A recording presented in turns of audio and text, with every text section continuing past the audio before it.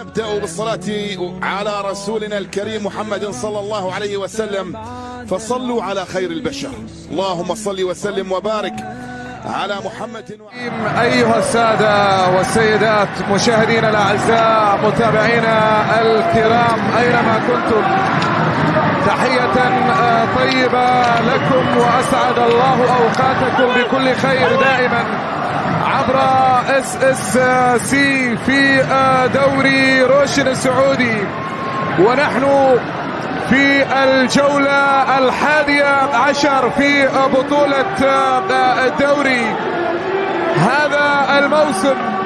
النصر الذي يدخل مباراة الكرة جميلة جدا عند كونان، والعرضية من كونان وخطيرة جدا، خطيرة على مرمى الخليج، خطيرة على مرمى الخليج، لكن ما بيتي يتقدم، فرصة للنصر والعرضية من بيتي لم، وخطيرة نصراوية تبعد وتعود عند غريب، يتحصل على الكرة، عرضية خطيرة وكرة في المرمى. بداية نصراوية، نعم، يبدأ أبو بكر، بنسون أبو بكر يسجل الهدف النصراوي الأول، حط الكرة العرضية على رأس أبو بكر، حطها مباشرة لأن يتقدم النصر مبكرا. هدف أبو بكر، شوف العرضية، يا سلام على غريب، بهدف مقابل لا شيء. ونحن في أول ربع ساعة كرة جميلة من جديد عند أبو بكر، يبحث عن تمريرة جميلة وكرة وفرصة،